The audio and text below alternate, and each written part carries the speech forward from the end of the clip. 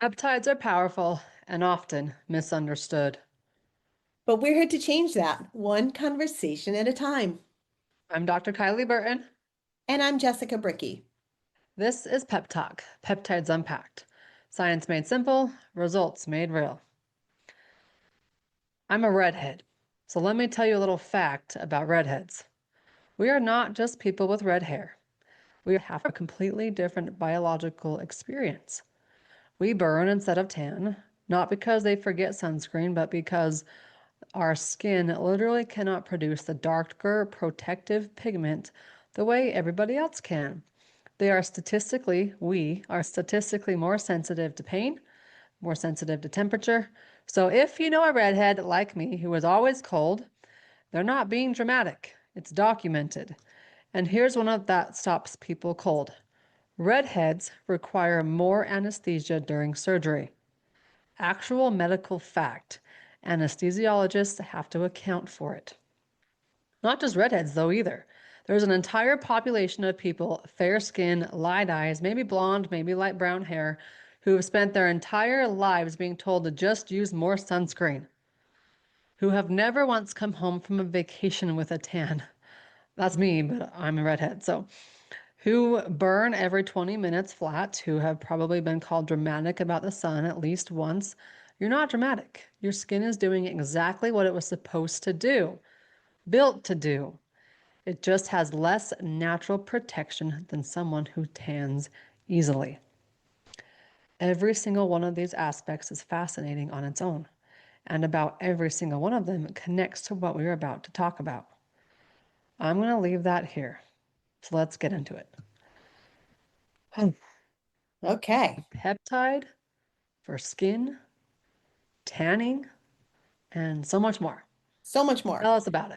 All right, so let's first talk about the nickname of this peptide. It's been nicknamed the Barbie peptide, which that in and of itself makes me feel a certain way. And not because I don't think Barbie is like iconic. I do. I love Barbie.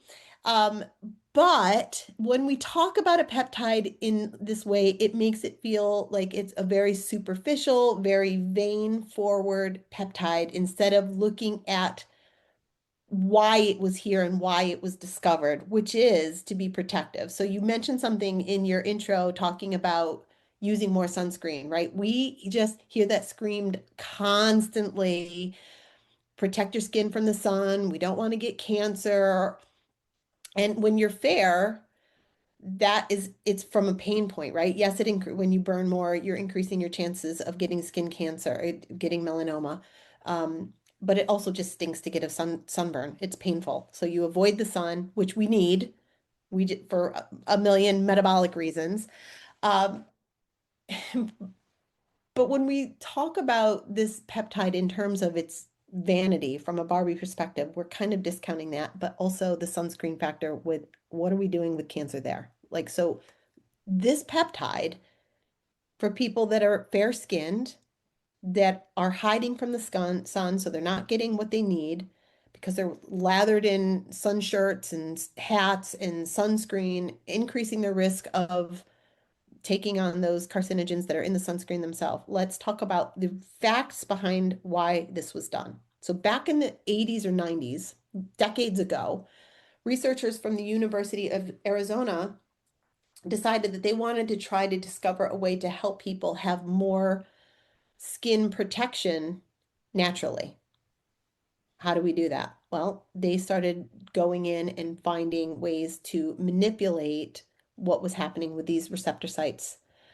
Um, and so it wasn't from cosmetic companies that this was discovered. It was from wellness professionals, researchers that were trying to help people understand the body protectiveness that we could get for UV protection.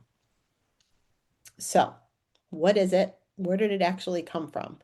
I have a few notes here, so I want to make sure that I get this right. Let's see. Melanotan 2. That's what the Barbie Say peptide. that 2 times with us. Melanotan. Melanotan. Okay, twice. There we go. I I feel like that's kind of like That's a nice ring to it. it does. It's you know how in the Elf, the movie, the Christmas movie, and he says, Yes. Francisco, that's fun to say. That's kind of like melanotan. That's fun to say. Melanotan. Yeah. Melanotan too. So it was developed, as I said, at the University of Arizona, and researchers were studying a system in the body called melanocortin melanocortin system. They wanted to understand how skin protects itself from UV damage, and the idea was if we could trigger the body's own pigment making process, then maybe we could reduce sun damage in those fair-skinned people like yourself and like so many other people that might be listening.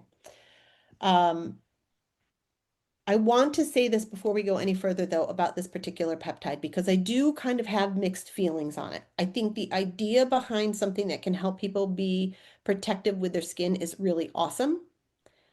And if we can do something that maybe is more beneficial to the body than sunscreen because of the carcinogenic impacts that those chemicals can have, cool. However, this particular peptide does not have a lot of human study research on it. So even though this one has been around for decades, I just want people to be informed when they're making a decision for themselves. It doesn't mean it's good or it's bad, because what we do have is animal studies.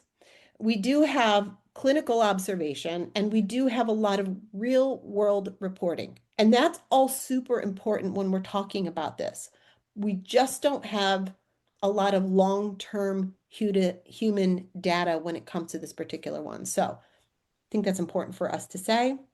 So when you're advising, if you're in wellness, you're advising this for somebody, or you're somebody that's making the choice whether or not you want to do that, understand that. Now, what is it? Simplified. Um, our body makes its own I don't know why. So we got Melanocortin. melanotan down, but melanocortin hormones. Melanocortin. I need to say that multiple times too. We make our own melanocortin hormones naturally, and they're part of a bigger signaling family, like a lot of the peptides are that we talk about. And they connect to a bunch of different receptor sites found all over the body, not just the skin, but also in our brain, in our immune system, and our reproductive system. And that last one is going to be important. We're going to talk about that one in just a second. Why this matters. So the skin and pigment composition, one receptor handles the melanin production, which is what creates the tanning effect, what creates that ability for us to get that bronzed colored skin, why some people can and some people cannot. Then we have, believe it or not, the impact on brain and appetite.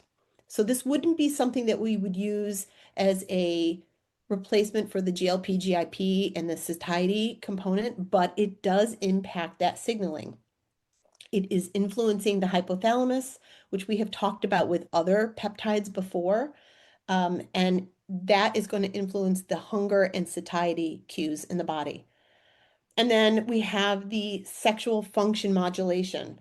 This is studied a lot. It has been studied a lot for libido and arousal response that's also acted by this MT2, this melanotan 2 that we're talking about.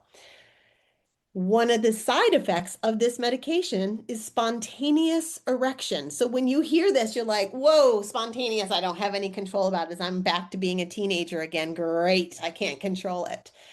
Yes, that's true. That is a side effect. Wish I could tell you I that mean, it's hey, something. side effects could be worse, like nausea, vomiting, Right. diarrhea, like, Well, people do have that hey, too. But they do get that with death. this one, You hear depending on about the the side dose. effects on prescription commercials. It's like silent death. It's like, all Well, right. it's so much worse than the problem itself. And then also this is going to help with immune modulation. So there is just early research on this that's suggesting that there's some anti-inflammatory impacts through the pathways, these same pathways. So again, we are talking about skin and pigmentation primarily because that's why it was being researched. But then we have the brain, the appetite signaling, sexual function, and the immune modulation, early research on that one. So um, everybody knows that, or people that don't, maybe you don't know, that this particular one is helping us ramp up the melanin production. So that is going to give us a darker pigmentation. So somebody like yourself that has fair skin probably doesn't ever really truly tan. Maybe you do. Do you get tan lines at all? I No. Some mean, people just don't you'll see really at at the all. conference when I wear my gala dress, Hmm. it's like because I'm always in a t-shirt, you Yeah. get the difference in the middle of the like just below the shoulder. Yeah, the farmer tan, a little bit. Yeah, a little bit, but it's not like my husband, we are complete opposite sides of the spectrum as far as skin color. He Right. tans without even blink, like he just tans naturally, blink an eye, and the sunburn turns into a tan the next day. I peel. Well, you will see people on this where their pigment is naturally getting darker because it is increasing that. Um, so somebody that's fair skin might start to get a little bronzy or golden. And it's pretty, it's nice, but I mean, I'm I not will looking at say that. I've got a cousin who's a redhead. I Yep, have two redhead daughters. yep. One is just like me, and the other two are similar. So the cousin and Chloe, my 2-year-old, she tans. She's got like the perfect gene code, as same as Josh, my cousin. They have the perfect gene code. They've got the red hair and they tan. Where there's me and Hallie, we've got the red hair and we are fair beyond fair. And I used to care. So I have a funny story. I played volleyball growing up. I played volleyball in high school and college. And with volleyball, we'd wear the Spanx, spandex, right? Yep. So your spandex are going 2 inches down. The 2 inch inseams were my favorite. That's what everybody wore. Well, I'm white. And now we're talking, let's see, I graduated, so early 2000s, where everybody wants to be tan. That's the thing. Going to tanning beds, we're putting the lotions on. So I bought a lotion and I was putting it on my legs. It's the only place I cared was on my legs. And one day I took off my knee pads after a game and I have this layer on my leg of dark lotion and then white where the knee pads had rubbed off the lotion and then the dark layer in my calves where the lotion still existed. Ever since then, I haven't cared. I got That is layers on my fantastic. legs for when the lotion took effect, and when it got rubbed off at volleyball practice. That is Since really then, it's just funny. like, I am who I am, and I'm fine with it.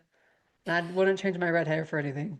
Right. And you know what? This is I hope that that message is becoming very clear that it doesn't matter. This is not for me, this is zero to do with how you look. But some people like that look. Some people wish they had a little bit more color. That's fine. The dose But when matters when I it comes. when I think about melanotan, I've had a couple conversations with people before this got introduced. So now we can offer it. And oh my gosh, I love that thing. It looks like I get back from Mexico all the time. Yeah. And they love being tan. And if that's you, this is a Cool. great peptide. But if it's not you, this is not my first option. I'm gonna Right. go get Clo. I'm gonna go get one of the other things before I ever think about melanotan. But I want to stop you right there, though, because one of the things that for somebody like you might consider, you're a pretty active person outside, right? So you have to always be very conscious of how you are protecting yourself from the sun. Wouldn't it Okay, be let's be real. cool? I also don't use sunscreen. I use sunscreen like when I'm at Lake Powell, and I would really regret it if I didn't. I very rarely use sunscreen in the summer because it's like I have this I have this issue when people make the sun feel like it's evil. It's not, the sun is not evil. And I also am not afraid to get a little pink. My husband thinks it's a burn, crazy burn every time I get a little pink. And I'm like, no, my shoulders haven't blistered, so that's not pink. It's a little pink. But I do wear it like at the lake. But I just have this issue when people are like, oh, the sun is evil, like it's gonna burn your skin and you're gonna get skin cancer. Like, I'm pretty sure not every redhead is dying from skin cancer, but we make it out to be this evil Right. thing. But a small dose of this, not because you're looking to change the pigment, your pigment color from this, but a small dose of this would help you with the UV protection. What if somebody has skin cancer in their genetics? Then this is not for you. Yeah. So because I think there's limited human studies, if you have a history of skin cancer, you're going to get flagged and you should be doing this with medical oversight. And you have this history, You don't know if you're putting yourself at risk, but this is something that one of the things you're getting flagged for is if you have a history of skin cancer, of melanoma, then this peptide is not for you because not only is it giving you UV protection and changing your pigment, but it will also increase the amount of, if you tend to have freckles, it can increase or darken the freckles that you have and increase the coloring you have on moles on your skin. So there's not enough data to know. If you have a history, you're just out. If you shouldn't be doing this on your own, but there's plenty of people that are, unfortunately, that are. Um, but for skin protection alone, that's why it was developed, and I think that that's why it's an important peptide to consider. But then there's the part two, which is libido and sexual function. Um, we've obviously covered this when we came out with the PT141 and the Elate spray, that there is a lot of people that are walking around with low libido and erectile dysfunction. So in this particular case, it doesn't work in the same way that the medication tadalafil will work. Viagra, it's not going to work on that same pathway. This is a different kind of brain signaling that happens, but it does increase desire and arousal. And it again will influence somebody's ability to have and maintain erection. But the side effect is that sometimes that's a little spontaneous. So you have a little less control than you might with some of those other things. But there's workarounds around that, right? Like if that's something that you are able to understand, that that happens with the human body just in general. But if you haven't had it since your teen years or your 20s, maybe some of the men out there, they're like, oh, I forgot how to deal with this. You just figure that out. But the libido part has been really wonderful. Again, appetite and satiety. The same brain receptors involved in sexual response play a role in appetite regulation. So it's going to help the body get the signal that it's full, which is why it's a commonly reported effect. Some people love this effect, and some people think that you want to monitor that and not go too high on your dose. So a lot of people that are going for that real dark bronzy skin are doing high doses to get that dark pigmentation. But you have to also understand the flip side of those higher doses is more of the erection issue, because then it becomes less of a, hey, this is kind of funny. I haven't had this happen for a while. I have this spontaneous erection, and maybe you're walking around with more of an issue than you want to, but your appetite is suppressed to the point that you're not nourishing your body. So we want to make sure that we're paying attention to that. So who does this make sense for? Who's a candidate for it? A candidate for this is going to be somebody with low libido or sexual dysfunction. Believe it or not, melanotan, we're looking at sexual wellness with this one, especially in the context of people that have had some hormonal shift, like perimenopause or andropause or a post-hormonal therapy situation. We would consider that. Men dealing, like I mentioned, with erectile dysfunction, fair-skinned individuals who want additional photoprotection from the sun, and then clients where there's maybe you want a little bit of mild appetite modulation if it fits in your whole kind of clinical picture. Those are the primary focuses. The vanity part for those that want to have darker skin obviously is there, but that I isn't. just think melanotan, tanning. If you want that Mhm. summertime glow, go get some. Just make sure you're supervised with a physician prescription and the dosage is kept intact. And then some additional benefits from that are the sexual function, are the other components. Yeah, but that's what they were kind of, the other components are what it was developed for. All right, there are side effects. We'll cover those really quick and then we can wrap it Negative up. side effects? What's that? The negative side effects? Negative side effects. Okay. Nausea, that can be one. Facial flushing can be another. The spontaneous erections, which we talked about. And here's a weird one, yawning. You yawn with this one. It's linked to how it activates certain brain pathways. It can be annoying for some people, totally harmless. The mole and freckle darkening, and it can for some have a temporary shift in blood pressure changes. So again, medical oversight, super duper important. And a lot of this is dose dependent. So those people that are not doing it with medical oversight, that are overdoing it because they're doing it on their own, not looking at the risk factors, they're going to deal with these things more so. A slow, low dose of this, you may not even experience some of these side effects, like is true with many of these peptides. Hard stops, people that shouldn't be doing this at all, anybody that has a personal or even a family history of melanoma, the pigmentation makes this a clear contraindication. So melanoma, an absolute no-no. Active hormone sensitive conditions and pregnancy and breastfeeding. And again, this is not one we should be doing without medical oversight. So that's basically the Barbie peptide, melanotan 2 in a nutshell.